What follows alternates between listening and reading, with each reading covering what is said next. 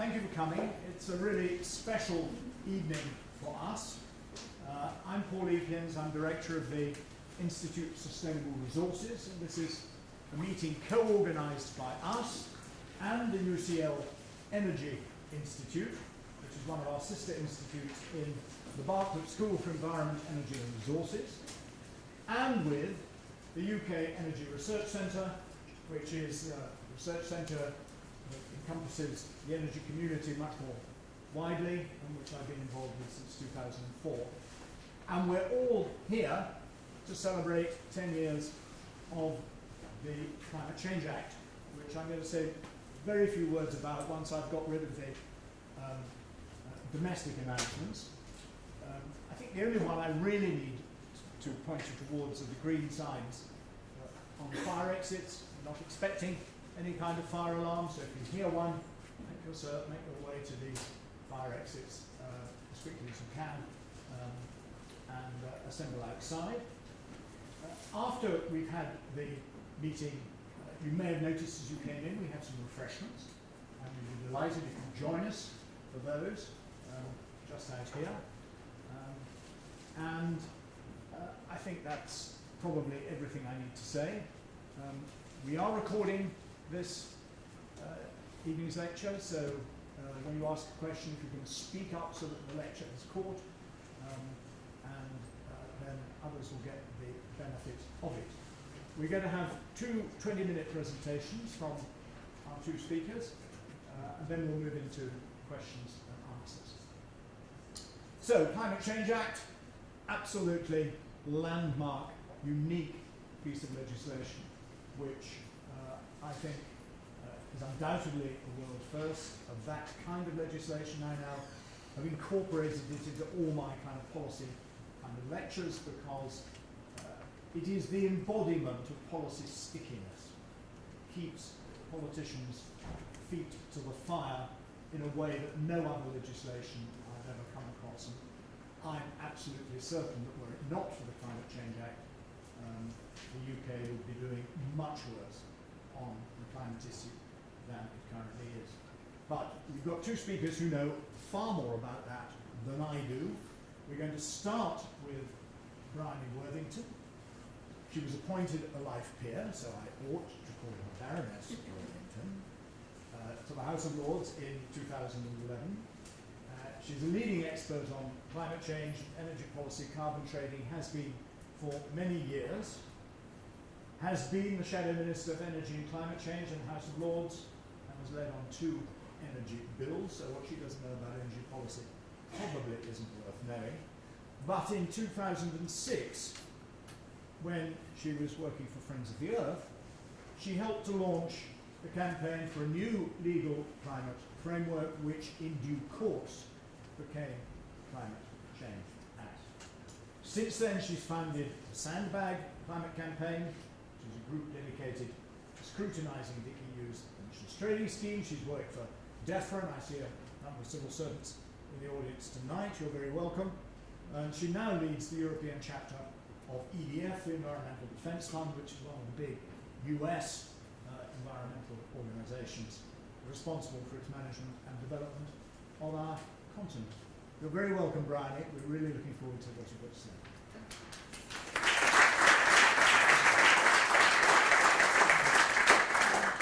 Yes, thank you. Thanks for that. I'm delighted to be here tonight, and my involvement with the Climate Change Act, it's a big part of my life. Partly, it's so life-changing that it resulted in my becoming a peer and being put into the House of Lords. That actually happened the same week that I gave birth to my first child, so essentially 2 life sentences in 1 week. And it truly changed my personal life, but I think the morning that we published the draft bill, I helped draft the draft bill, the Independent put on their front page a picture of the sun rising and the title, "The Climate Has Changed." And it was such a lovely present to us because we've been working so hard for 6 months to get this draft bill agreed out the door. And so we truly felt that we'd done something quite amazing at the time. And little did we know that here we would be 10 years looking back, and it really has stood the test of time. It's not perfect. It's always, as all these things are, a result of compromise and and the pursue the good, not perfect. But it has stood the test of time, and I feel it's personally one of the most amazing things I've done a lot more with children. So how did it start? Well, it came about from my joining Friends of the Earth and being put on given the task of running their domestic climate change campaign. And this was in the early 2000s, around the turn of the millennium. And at the time they said, please work on an anti-nuclear campaign. And I was like, I'm not sure how that equates with being the most important thing for climate. But in those days, and still to this day, Friends of the Earth was adamant that this was going to, kill off low carbon investment. Anyway, so I sort of looked at the numbers and thought, I'd actually rather be working on coal, if that's all right with you. This does seem to be the thing that's contributing most to our emissions. And this was true. The trend line back then had been steady reduction in emissions from the power sector until Labour was elected in '97. And then they put a complete stop on the building of any new gas stations, and we suddenly flatlined. So we had been steadily reducing through the 90s. Now, I'm not advocating, Tory party policy in terms of how they handle the miners or the trade union aspects, but what had happened in that period was that we discovered North Sea gas, and we'd built a whole new fleet of very efficient modern power stations which were halving, or more than halving, the emissions per kilowatt hour. And so that was giving us this lovely trajectory. And of course, but for Labour this was a disaster, and so they stopped that, and pretty much then our power system fossilised at that point. And looking at the trend line in the late 1990s, you could see that although we were publishing these beautiful climate change strategies, DEFRA were very good at every 5 years producing this lovely book that looked fantastic, always with a thermometer on the front. And, it was well done, but they were totally, utterly inadequate for the task in hand of making sure we stayed on that declining trajectory.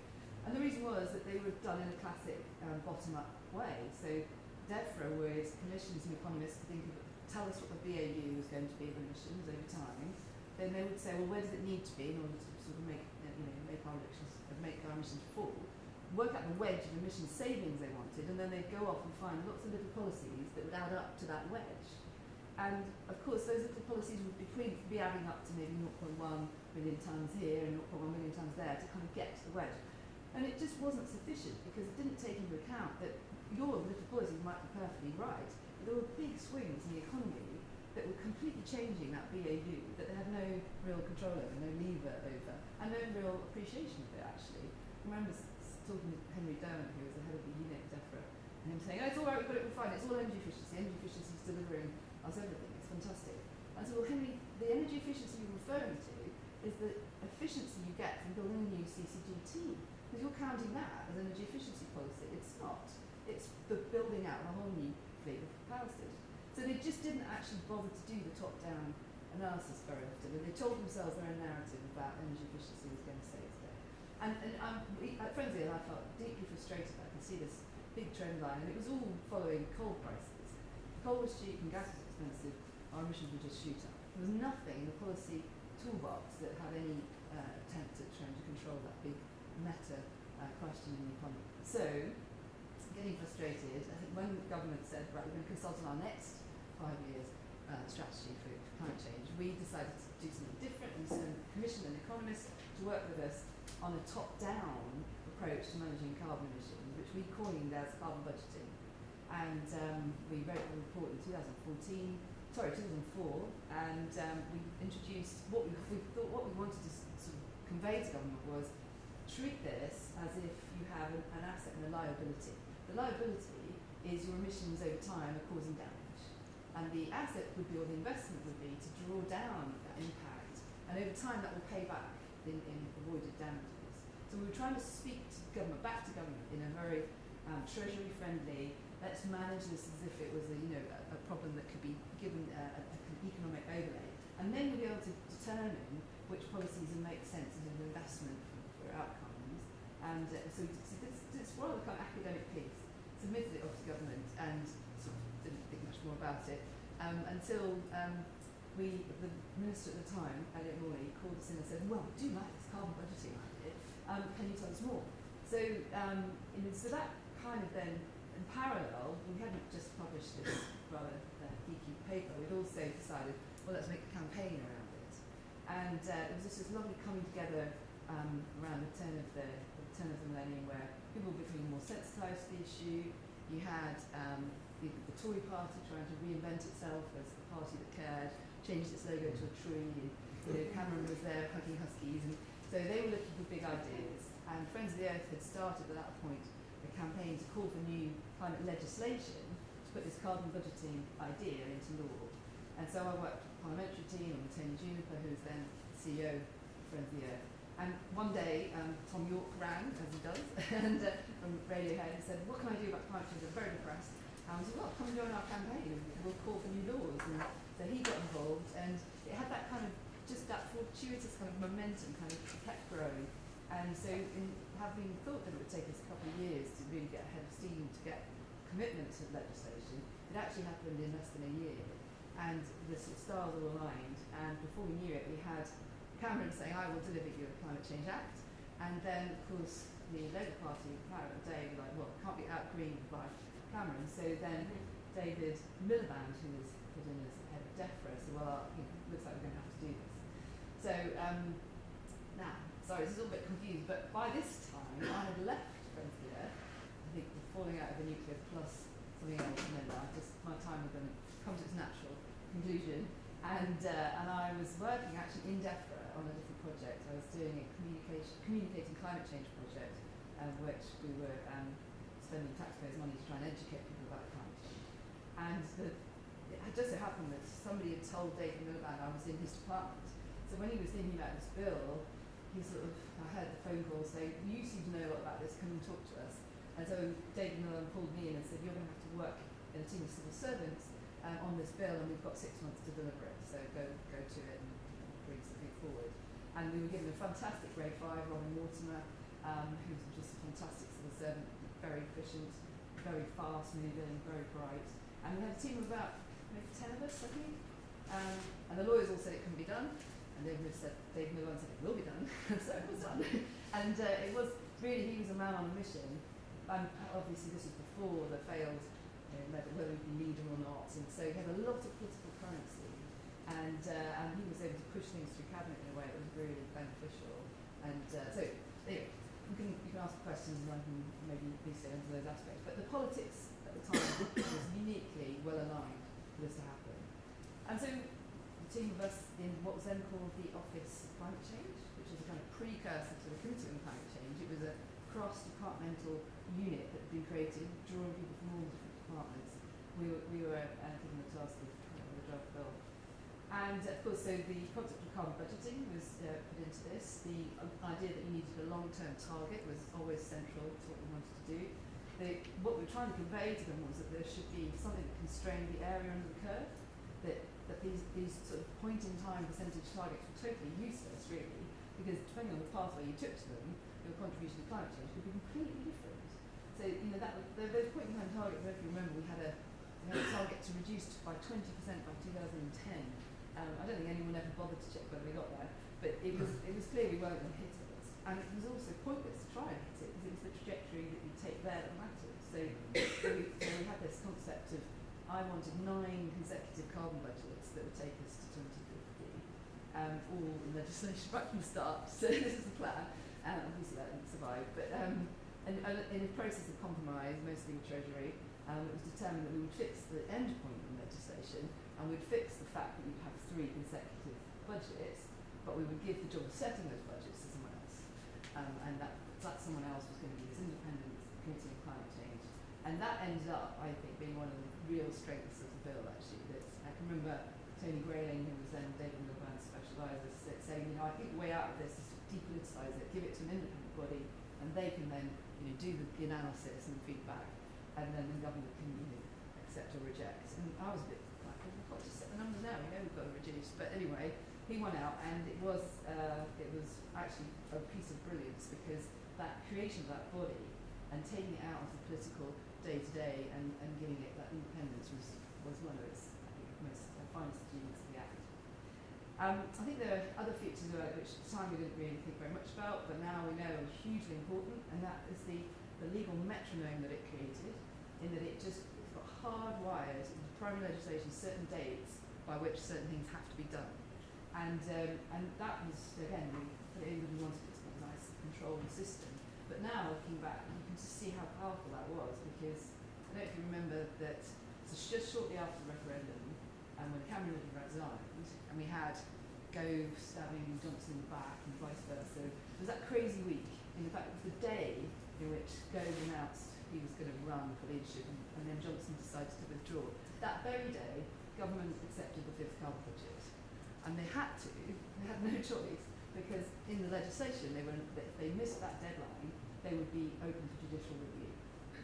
And they were paranoid about that. And what they didn't want was, because they were in breach and could have been judicially reviewed, they had to take wholesale the advice of the Committee on Climate Change. So they kind of snookered themselves. The bill snookered them into this far more ambitious position than I think they ever wanted to take on a day when they were completely distracted. So that tells you that accidentally or on purpose, what we crafted was something that really could withstand the gale force winds and political to's and fro's that are just really quite extreme at the moment. And hopefully they'll calm again. But you always, something as long-term as climate change, you've got to find something that endures through these more sort of short-term myopic concerns of the political day. So I think that's a real strength in the way the legislation is run. I want to say a bit of a word about part 3 of the bill, because I spent months on part 3, and no one knows it exists and no one ever uses it. But what it has is a whole suite of enabling powers that give the government the right to introduce completely new policy without needing primary legislation. They can use regulation, meaning you can just do it in a much more speeded up way. And we gave them 2 sets of powers. One, they could introduce a market in emissions reductions. And it is very broadly written. So if you harness the market to pay down the cost of solutions, you could do that. And you could also introduce certificate-based trading mechanisms to incentivise investment. So these are the policies of the day, if you can imagine back then. Carbon pricing was and still is, often talked about as the answer, and the market being very economically efficient.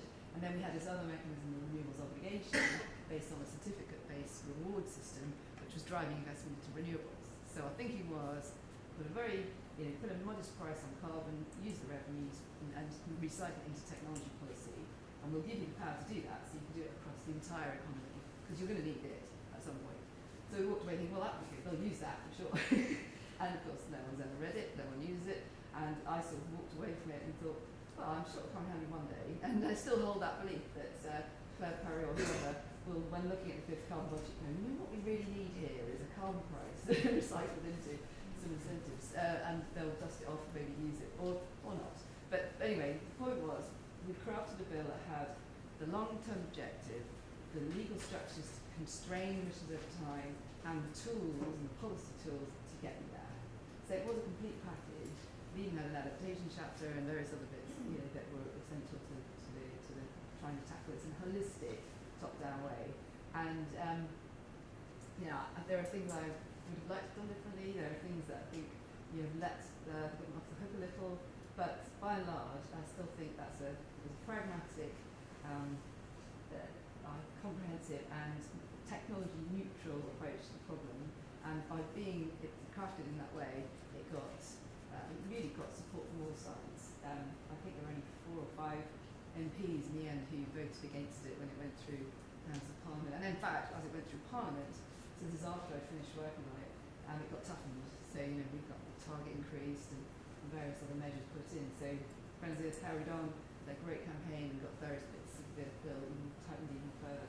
So it was a great period. It was a great period. I feel very pleased and proud to have been involved. So I think that's really what I had to say. I mean, I'm very, very happy to answer any questions, and I hope that's given you a little insight in how we've got this world-leading piece of legislation and how hopefully it's enduring, and we'll see us through the next decade. Because the challenges are coming thick and fast, aren't they? So, yeah.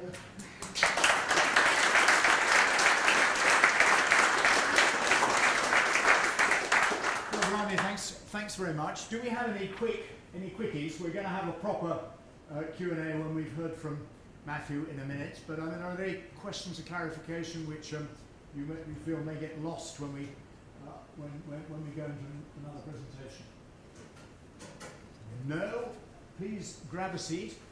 So I'm then going to introduce our second speaker, and that is Matthew Bell.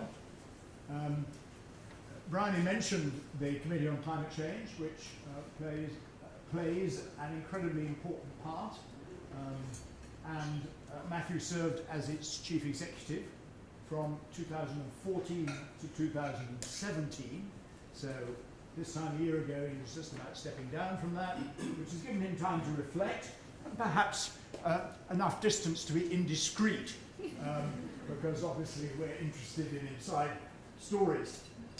He's an economist now, and was then. He is director of and jointly leads the public policy practice of Frontier Economics, which is one of the economic consultancies, does lots of work for government and others, for which we're very blessed. He's worked extensively on healthcare, climate change, environmental issues, industrial policy, education, housing and criminal justice. So there's precious little he doesn't know about. As I say, as chief executive, he oversaw all the committees' work, its advice to Parliament, work to influence the passage of legislation, policies relating to greenhouse gas reduction and adaptation to climate change. He will tell you all about that and more. And in recognition of his contribution to climate change policy, to combating climate change, he was awarded an OBE and Berkeley Honours List this year. So many congratulations on that, and we're looking forward to hearing from you.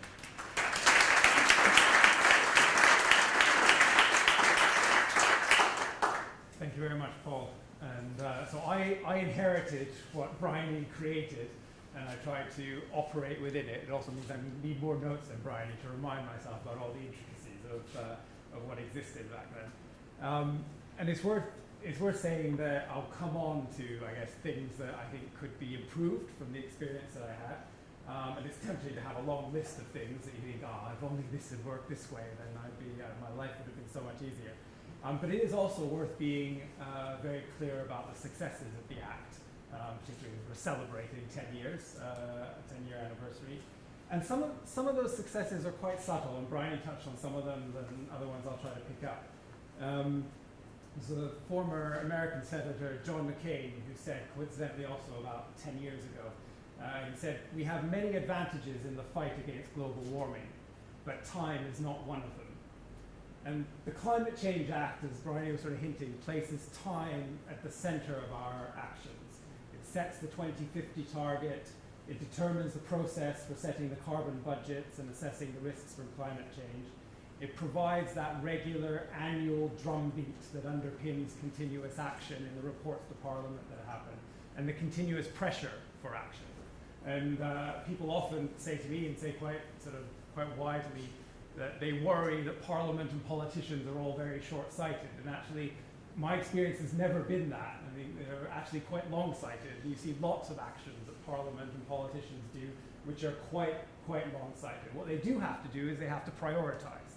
And they have to prioritise quite rigorously given the pressures that they're under and the multiple demands that are on their time. And what the Climate Change Act does is it provides a mechanism for sort of translating that long-sightedness into short-term priorities that politicians, Parliament and businesses have to pay attention to. And so that sort of translation of long-term thinking into short-term action is arguably one of the Act's greatest achievements. And Bryony hinted sort of one of the illustrations of that happened. I wrote down the date so that I remember it, but we did have on the 23rd of June, for those for whom it's not sort of embossed in their souls, 23rd of June was the date of the Brexit referendum. David Cameron resigned immediately after that. Theresa May, after a very short sort of leadership contest, became Prime Minister on the 11th of July. And actually the fifth carbon budget that sets the target for 2028 to 2032 was passed through Parliament on the 18th of July. And if you can just remember everything that was happening at that time, it's a remarkable testament to the power of forcing people to prioritize actions that those events actually transpired.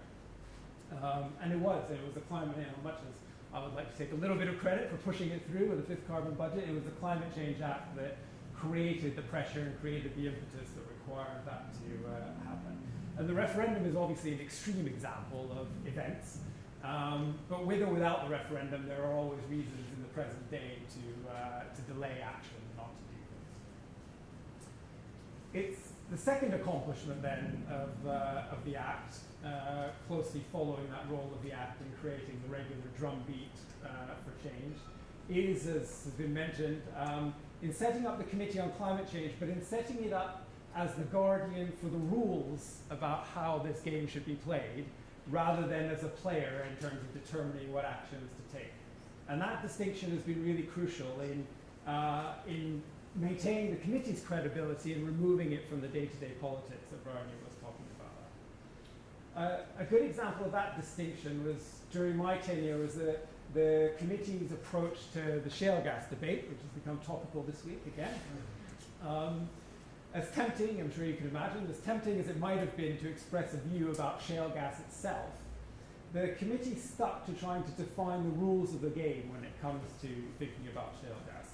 So the committee's report on shale gas that the government required and asked for sets out the rules. It defines 3 tests without which shale gas exploitation was incompatible with the Climate Change Act's requirements. So in the case of shale gas and in other areas, it's been important for the committee to enforce the rules rather than to play the game and determine precisely what action should be taken, in terms of it being able to stay outside of the politics and to ensure sort of its continued existence and the ability for it to continue with its job. I think the third big accomplishment and benefit that's come from the Climate Change Act has been that it creates a predictability about the scale of action that's required.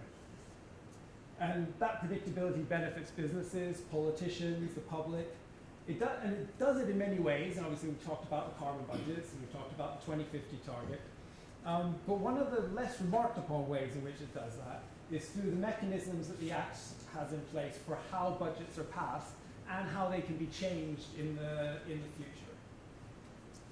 So while the Act requires the committee to take into account a very wide range of factors in advising on new carbon budgets, in fact no less than 9 different factors the committee has to consider, everything from scientific knowledge to energy policy to social policy, it only allows existing carbon budgets, ones that have been legislated already, to be changed if there's a significant change in one of 2 very specific factors. So one of those is scientific knowledge, and the other of those is European or international law or policy. The clarity and in particular the narrowness of what is needed to change budgets and to change the 2050 target create a predictability that allows medium-term policy making and investments to take place. And that was illustrated actually soon after the 4th carbon budget was passed. When the 4th carbon budget was passed, Treasury insisted on a review also being put in place to say that after a couple of years, the 4th carbon budget was passed basically in the midst of the financial crisis and everything else. Treasury said, we want you to review this and make sure that it's still sensible a little bit later. And so the 4th carbon budget was legislated, but then there was this requirement a couple of years later to undertake the review. And duly, the review took place. But the review and the terms of reference for the review were very narrow in scope, given the way the Act specified what had to be true in order for that budget to be changed, and that you had to have had some significant change in scientific knowledge or in law in that intervening period. And the result of that was the review said, well, no, there's no reason to change the 4th carbon budget, and set the precedent for the predictability that carbon budgets have, despite there are always arguments for why we should change them one way or another, higher or lower. It's a whole range of things that would argue in favor of changes. But if you constantly micromanage them, then you lose that incentive and the investments that are required and the need for that medium-term view. So I would point to those 3 factors as the crucial advantages of the Act: the creation of that regular drumbeat for action, translation of sort of long-term requirements into short-term priorities, the role of the Committee on Climate Change in preserving the rules for action and the rules of the game, and the predictability that the Act creates in terms of the need for future actions and why it is we're taking certain actions. And those actually, I think, are hugely important and arguably more important than any improvements that can be made. And we have to be very careful I'm going to come on to improvements, but we have to be very careful in thinking about improvements, because once you open it up for positive changes, it also opens the act up for lots of other changes, and sort of the sort of costs and benefits of doing so, I think, are quite finely balanced. But knowing what we know today, what changes could we think about making? I'm going to omit, and people can ask me, we can do it in Q&A, I'm going to omit the sort of more technical ones. There's lots of stuff about traded and non-traded and carbon accounting, which is very complicated in the way the Act does it. There's stuff about banking and borrowing that could probably be improved. But the big areas where I think arguably the Act could be improved are three. So first of all, the funding and perhaps the governance of the Committee on Climate Change itself could be put on a more stable and arguably more unimpeachable platform. While I personally never experienced any political interference in the funding of the committee, it was one of the most frequent questions I was always asked. Well, ultimately, can't the government just cut your funding, and then no matter what the Act says, this sort of grinds to a halt. And certainly from the outside, the fact that the committee's funding does come currently from BEIS, the Department for Business, Energy, Industrial Strategy, and from DEFRA, creates the perception that it could be influenced if things got particularly difficult for government. Arguably, it would be better if the committee's funding came directly from Parliament or from a similar sort of apolitical source. For the funding and the governance that goes with the funding, so the fact that the funding comes through BEIS and DEFRA means that some aspects of the governance of how the committee runs also goes through BEIS and DEFRA. So for funding and the governance of the committee to resemble something that's more akin to the way the National Audit Office is funded and run, or perhaps some of the independent utility regulators are funded and run, would address some of the perceptions that I never experienced in practice, but the perceptions that definitely exist out there.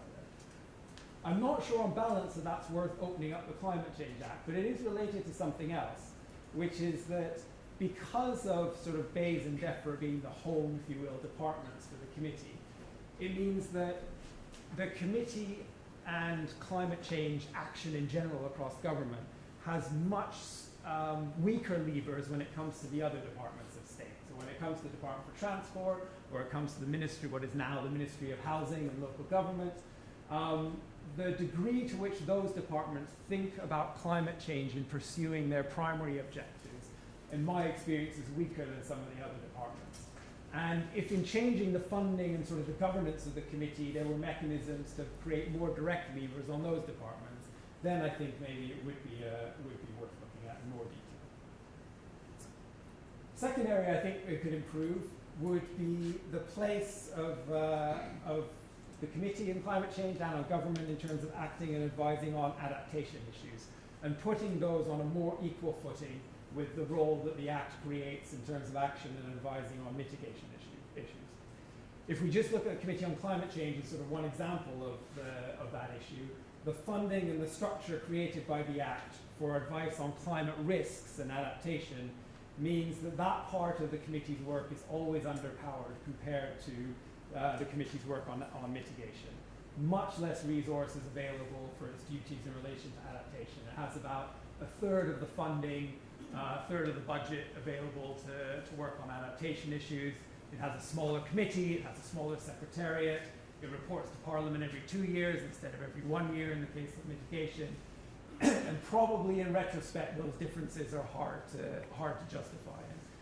And lots of the debates about mitigation issues and balances between mitigation and adaptation.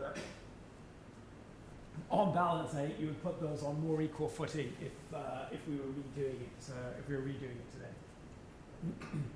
Thirdly, in the third area, which I freely admit is probably a more personal desire than a fundamental failure of the Act, is that the committee has very little statutory backing, legal backing, for international cooperation, for joint working and joint learning. Given that climate change is sort of the quintessential example of an issue that requires multilateral cooperation and action, the committee suffers from its inability to use its core funding for much international engagement. And so while the Act requires the committee to understand international developments It doesn't provide it with a role in supporting wider international efforts or to help put in place similar rules-based systems elsewhere around the world. And we were always seeking ways to do that, particularly post-Paris. But it doesn't have the core statutory duties or the funding to actually do that in practice. There were, as many of you will know, certainly Bryony will know, also a number of other issues that were debated in Parliament when the Act was passed. Perhaps the most notable amongst those was whether the committee should have a wider role in public education around climate change. In the end, that wasn't passed through the sort of legislative process, so the committee doesn't have that role. But on balance, across all the things that were debated at the time, if you ask me about three priorities for changing now, then those would be the three of them. A sort of funding and governance structure that unambiguously places the committee outside of the political process, and in particular, if it creates improved levers against all of the departments of state who have to act on climate change, I think that would be valuable. Placing adaptation and mitigation on a more of an equal footing, and providing statutory backing for the committee's role in a broader international context. I think those would be the three that I would pick. Having said that, as I said at the beginning, if you look at those areas, or indeed others that people mention and in different considerations about the lessons we've learned, and compare them to the great benefits that the Act brings now, I would be very wary, as I've said, of opening up the Act for change for the sake of those. Because the difficulty, of course, that it's very difficult to open it up only for positive changes. So I began with a quote about time from John McCain, and the Act's great virtue, I think, is that it does place that steady passage of time at the heart of how we think about climate change action in the UK. Let me conclude with a different quote about time, perhaps one of the favorite ones I came across during my tenure as Chief Executive. It emphasizes in a very different way the idea that what we regard today as unchangeable may change faster than we imagine. It comes from an 1851 railway guide to the English Midlands. This is what the railway guide said of the English Midlands in the 1850s. The pleasant green pastures are almost unknown. The streams in which no fishes swim are black and unwholesome. The natural dead flat is often broken by high hills of cinders and spoil from the mines.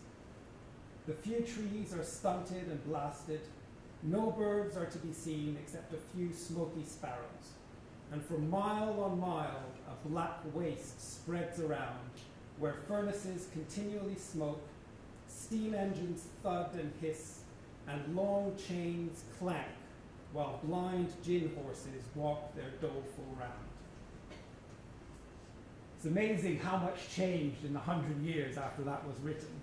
Someone born today could reasonably expect to live 100 years, and if they witness comparable changes, the world of 2118 will be unimaginably different from the world today.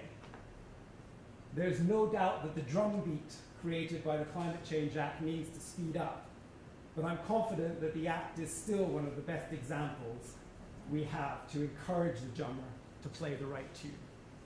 Thank you very much.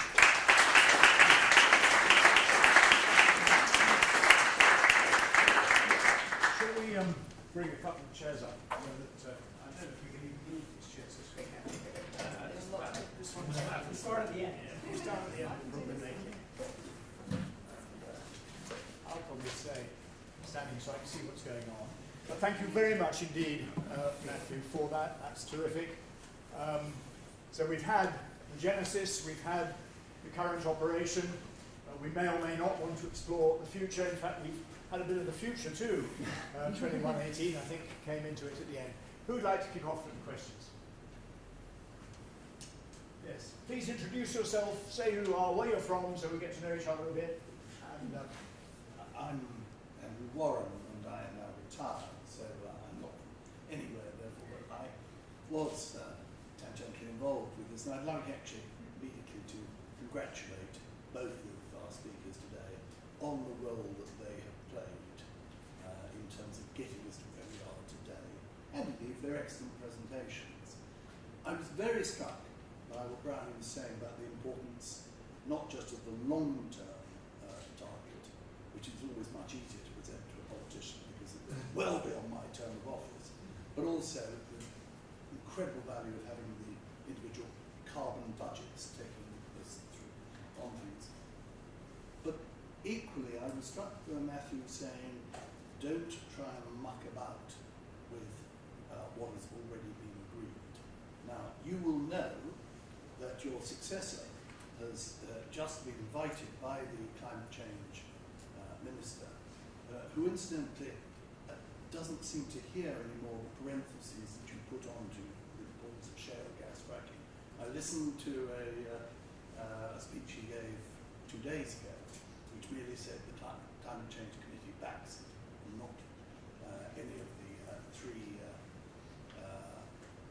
parentheses that you put to it. Now, the Climate Change Committee has been invited by the Minister to look at the implications of what I think does fall as one of the important international events of climate change, the Paris Agreement and the 1.5 degrees target, together with the 2 degrees, and looking at the implications of what has to be done on that. But in asking your successors to look at the implications, the world of the 3rd, 4th and 5th carbon budgets are sacrosanct. They are not to be looked at. Do you agree with your successor that he is right to be surprised at that omission?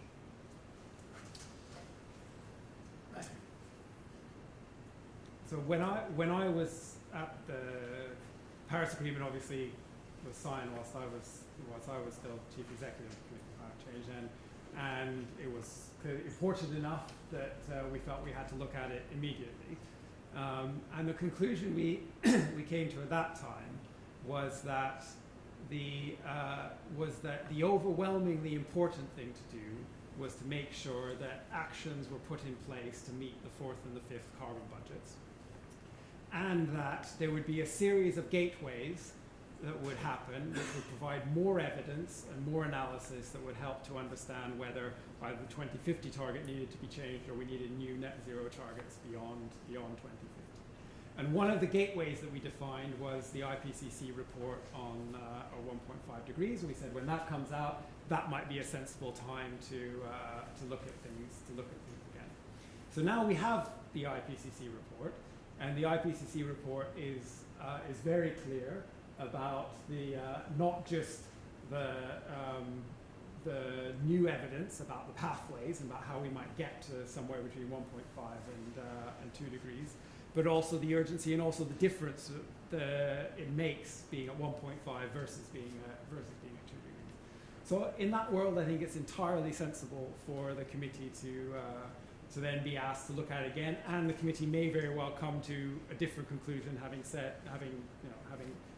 the benefit of a new set of evidence. But I don't think any of that changes the fact that we're not on track to the 4th or the 5th carbon budgets, that more needs to be done in order to meet those 4th or 5th carbon budgets, and that the vast majority of what you would do to meet them, you would also do to meet a net zero target. And ultimately, I think that's the question that has to be asked. What would we do differently between now and say 2023, 2024, because realistically that's the period you have for the 5th carbon budget, because you may be doing stuff, hopefully you are doing stuff after that, but it's going to have a limited effect over the few years to 2028. What would you do differently between now and 2023, 2024 if you had a net zero target compared to the existing 5th carbon budget and the 2050 target? And I've never seen evidence that you would do a lot differently right now. And so in that world, I think it's sensible. It's sensible to say, should we have a net zero target? And what should it look like by what date? But whether it's sensible to revisit the 4th and the 5th carbon budgets in light of that, I wouldn't be convinced about. Bryony, what's your perception of that as EDF now? Yes, Environmental Defence Fund, not EDF Fund. Yes, I happen to agree with Matthew that there's already quite a lot of tension in those 4th and 5th carbon budgets, and actually just want the government to get on and deliver those. And as was mentioned by Matthew, one of the things that gives the Act setting up credibility in boardrooms amongst companies is that it is quite hard to change those budgets. So, you know, you could actually have a counter, an unintended consequence of saying, yes, let's revisit 4th and 5th, because it could be, Treasury could take hold of the pen and say, oh, actually, they're all unachievable, let's going to move them up, you know, and argue that we'll do more later. That was always our fear, was that Treasury would argue for a very, you know, high emissions, very steep dropping off, a bit like the IPCC scenarios, you know, we're bad at taking action early, and so I wouldn't really focus on that. I'd focus on getting the target set to net zero, because I think that's symbolic internationally, and focus on getting the policies in that are going to get us to the 4th and 5th without using banking, because that's the other thing that Treasury will always go back to as well. You know, we're over-delivering on the first 3, so maybe we can take the foot off the gas for the 4th and 5th, and you really want to stop that. And Lord Deacon's very good at ruling that out, and always says that if you're going to involve banking, then I would change the targets. You know, it's like, you know, he's quite robust, so, as you were as committee members. So I think, you know, by and large, I thought Claire Berry was the right thing to do to cause the review. I think we will get a net zero target, and I think that will be yet more pressure on those departments that are not yet delivering to get their acts together. Thanks very much. I mean, in your parentheses of your 3 conditions for shale gas, I will just tell people they may be interested. UK Energy Research Centre published a short paper in which I was involved, giving 10 conditions for the shale gas extraction to be consistent with climate change. Those are also routinely ignored, I may say, in the policy discourse on the subject. But if you want to go on the website, you will find them there, I've no doubt. Another question or comment? Thank you very much, Andrew. Gentleman here, sorry, I was... last weekend... who are you? My name's Ken Neal, I'm a building design environmental consultant. Thank you. Also a member of the environment group in Newbury. We organised a conference on zero carbon Britain last weekend with Sir Brian Hoskins, Paul Allen from CAT, and a local MP. People may need to speak up if they've got a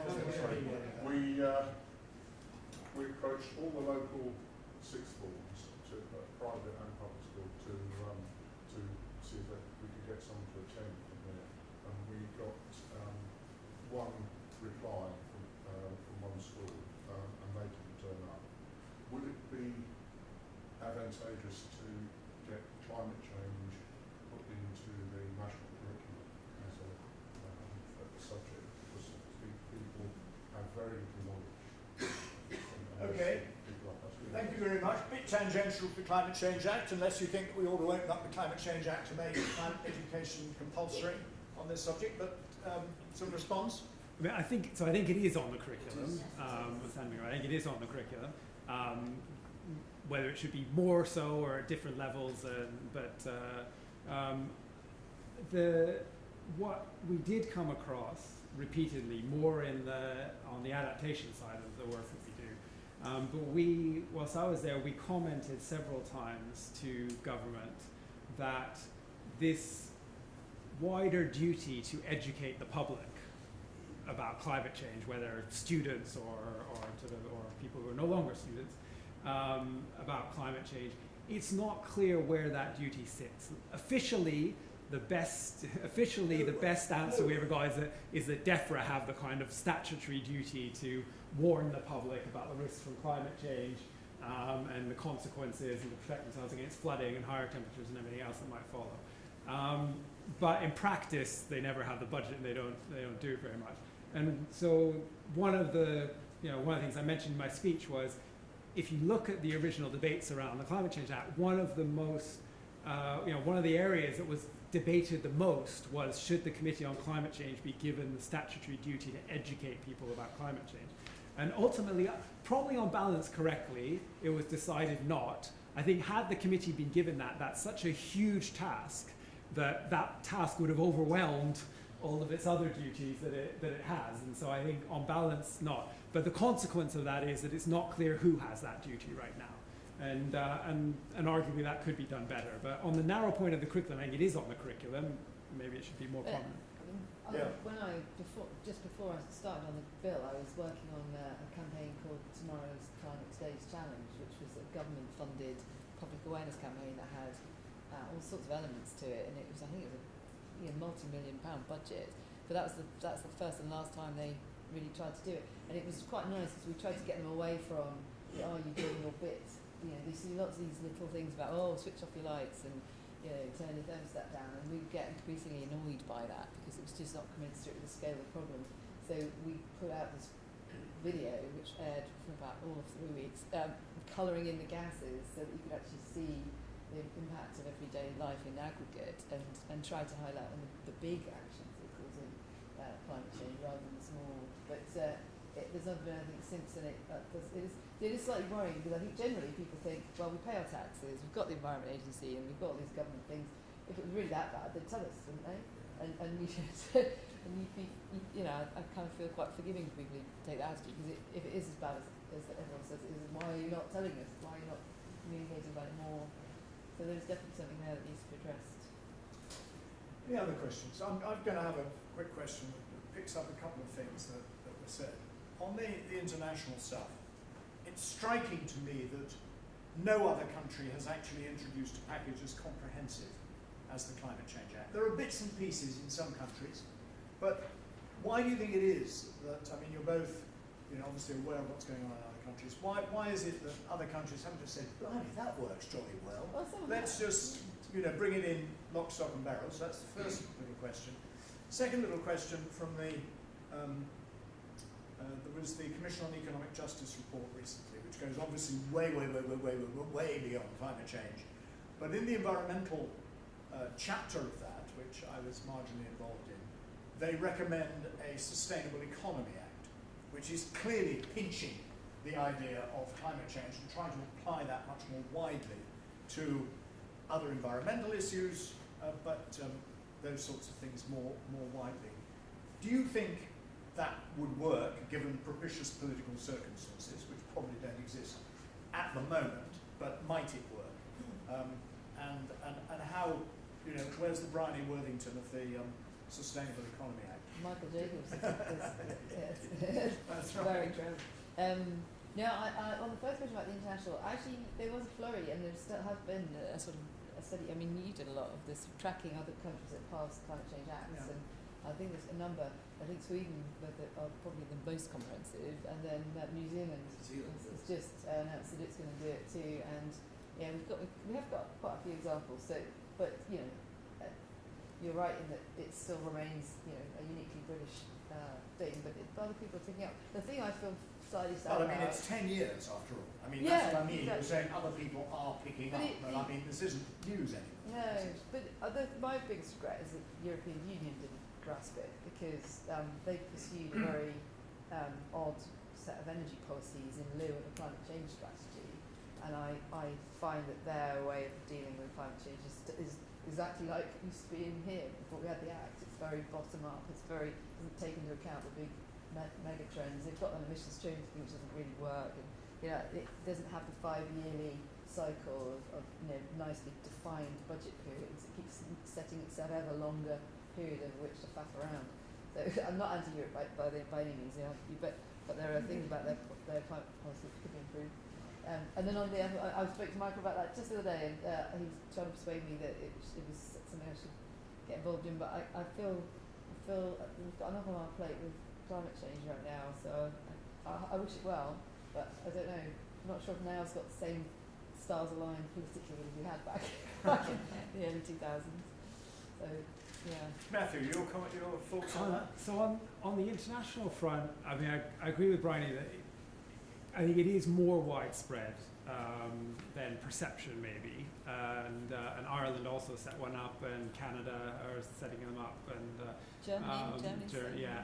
I think the noticeable difference between the UK and many other countries is not the existence, but actually is the funding and infrastructure that's around the committee. Is that the explicit kind of amount of funding, which was always too little for what we wanted to do, is much larger than it is for similar committees in other countries. And so and why that is, I mean, I think, you know, the UK, so I'm fairly mid-Atlantic right now, but originally I'm from Canada and spent pretty much now half my life in both countries. And so I feel at least a little bit I can stand back from the process in the UK. And one of the things that is most positive about the British civil service is the willingness to accept, commission, and try to understand evidence in the process of policy making. And there are very few governments around the world that genuinely do that. And you can have all sorts of arguments. I mean, I've been not maybe the same degree of Bryony, but I've been, at the most senior level of government here and around the world, and I understand the role of politics in making decisions. But the role of evidence and the way evidence is used in the UK is not quite, but close to being unique around the world. I think that explains also the willingness to continue funding and to have an expert body like the Committee on Climate Change, and the prominence it has, despite the fact that lots of other countries do have expert committees, advisors, and climate change acts. I think it's partly more also about the culture of the civil service here and how it works. On the Commission on Economic Justice, the closest parallel I think we have in the UK is that the Welsh government has passed what's called the Wellbeing of Future Generations Act, which tries to do a similar thing to what a sustainability act might do. It tries to say, on a much broader kind of palette, looking at a much broader range of issues, we're going to create statutory rules that require the government of today to take the well-being of future generations into account in everything that it does. And it sets up a commissioner who is in charge of overseeing it and who holds the government to account for whether or not in every piece of legislation and every action they're taking, the well-being of future generations is taken into account. And so we have a little mini experiment, and it would be useful, I think, for somebody that's been in place now maybe 2 years, maybe a bit longer. It might be useful for somebody to do a review and to say, is this working? Is it getting traction?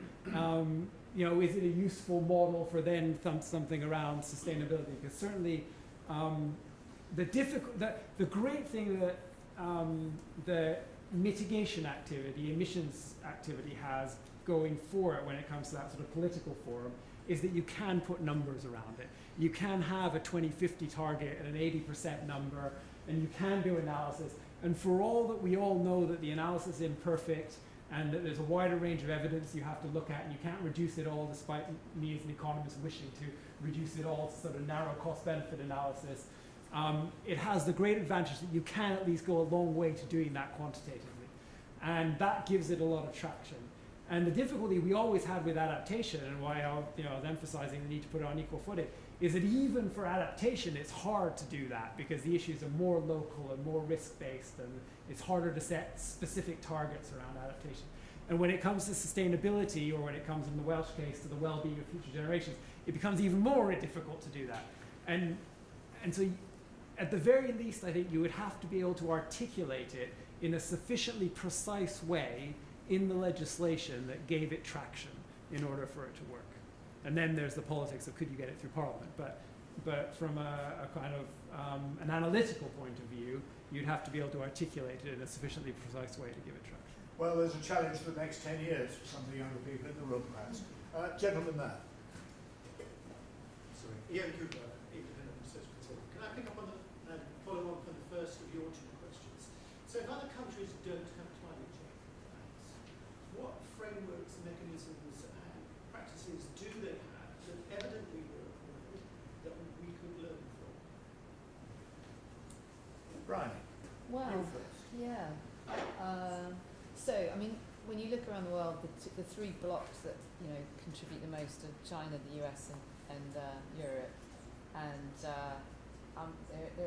the cultures of the sort of political, economic cultures of those blocks are very, very different. So in China, you have the 5-year plan, and in a sense, legislation isn't a big thing there because it's not the rule of law, it's the party deciding and then investing in these very specific targets and then investing to make them happen. They make finance flow and it all, starts from a plan.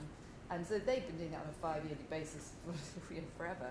And each successive plan recently that's come out has had more and more emphasis on trying to be in tune with the need to sustain the environmental assets that underpin their economy. And so, slowly they're getting the fact that, okay, so we're rich now, richer, but we're having a big impact on our social and our environmental well-being, so we've got to address that. But in traditional Chinese style, it's all then, a plan, 50 years from now we'll be doing this, and it's all just rolling out. It's not all benign. A lot of it's still about getting access to energy, and particularly as they roll out the Belt and Road, it could well be a very highly carbon-intensive plan for developing the rest of the world. So China doesn't have, a whole other series of lectures about China's, who influences China. It's not clear. But they do have a Committee on Climate Change, interestingly, and I know that Lord Deben is very close to them, and they talk a lot, and it's just not, doesn't have that democratic parliament bit. That's the bit that's missing. And then in the US is fascinating because, in a sense, they've actually reduced their emissions probably as fast as we have, but in a very different way by just, being very deregulatory and allowing competition in. Their economy is much less protected than ours. We've got a very old, highly capitalised economy, lots of incumbents with lots of power. Just look at our car manufacturing sector. They should all be in prison, but actually they're writing the rules right now of what our future cars are going to look like. And that's because we've got a very old-style political power that takes from, industries are very well respected. They deliver tax revenues that keep our democracy running. So they have a very strong law, and so you do need laws to kick them into action. In the US, I think actually, weirdly, it's easier for incumbents to come in and disrupt because there's so little regulatory barriers. I'm perhaps painting a bit of a Panglossian picture here, but the states individually are like, as powerful as countries now. California and on the East Coast, they're moving ahead. Texas has got more wind power and decarbonising faster than many parts of the world, but they do it through enterprise and allowing innovation through and putting that kind of it's very, very free market, and we'll see if that really will be sufficient. But even under Trump, and I'm no way an apologist, he's passed two weird pieces of legislation. One, to enable nuclear innovation to be started again, because they've been completely flat on any investment in new nuclear. And then secondly, he brought in a weird tax credit for people who capture and store carbon. So even now, in the darkest of times, the US is weirdly allowing markets to open up in those two technologies, which many people would argue you wouldn't want to take off the table, given what the Ipcc is saying. So I think every bloc is doing it their own way, and we need laws in Europe. We definitely need laws because of this incumbency challenge of these very powerful companies and the lobbying power that they have. Anything to add to that, Matthew? No, I mean, I definitely wouldn't want you to leave with the impression that the UK is the only country with a climate change act. There's actually lots of countries that have climate change acts. The difference is the willingness, I guess, of in the UK to separate out the political decision-making process from the sort of expert advisory process. I think other countries are more hesitant to do that, and so they will have aims, objectives, and targets, and all of them now have signed up to the Paris Agreement and have their nationally determined contributions under the Paris Agreement, and are working towards, better and worse, and faster and slower, but are working towards achieving those, and obviously we need to ratchet them up as well. But so they all have a structure in place, they've ratified the Paris Agreement, and so it comes into domestic law. But a lot of it is part of the political process, as opposed to part of it standing outside of the political process, which is the bit that the UK is doing. And I mean, the budget's being set in UK legislation, the budget process that we have is pretty special. Okay, suddenly you've all decided you want to ask questions, just as certain of us probably were thinking a drink would be a good idea. I'm going to take two or three, therefore, so if you can just keep them in mind. We've got three gentlemen in this little corner, so let's take you sir, first, please. I'm Nicholas Maxwell, and my question is, are universities doing enough about climate change? I ask the question because for the last 40 years, I've been arguing that academic inquiry ought to put not problems of knowledge at the heart of the enterprise, but rather problems of living including, of course, our global problems, including, of course, the problems of climate change, an absolutely basic task ought to be intelligent public education about what our problems are and what we need to do about them. And that isn't really what universities, it seems to me, are doing at all. And I wondered how it looked from your perspectives. Well, I will object to the at all. But, No, well, that's... but David, you wanted to ask a question. Yeah, David Dawes, UCL. A very basic question. Matthew referred to building regulations. Nothing seems to really change. They tinkered at the margins as they started to tinker after the first oil shock in the 1970s. What do you do about it? We're still building things like the Wayne roads. Okay, thank you. So that's universities, building regs. Gentlemen here. Yes, Dermot Barnes is my name. I'm chair of a small community energy company in North London. I have two questions. One is more focused towards Matthew in relation to the economics of this. I'm very far from being an economist, so forgive the question. You spoke of the difficulty of justifying funding for modelling and representing the mitigation equation as part of it. I'm just curious to know why that's a problem, because my relatively simplistic mind tends to think of this in terms of, if you don't do X, this is what's going to happen and that's what it's going to cost. So I'm thinking, again, simplistically looking at erosion of seafronts, damage to fabric. If we don't do X, that's going to cost, Y million or billion. So I'm just wondering why that's a problem. The second question I wanted to ask is slightly more general, and that's just, there's clearly this enormous gap between policy and practice, which, as this gentleman was saying here, there's just enormous potential for us to solve these problems, and wanting to see this as a glass full, half full viewpoint. What can we do to translate, to transform this gap? And I'm just wondering, is this a communications error? As we've all talked about, the question of how to get people aware of this and how to make them understand it's an issue.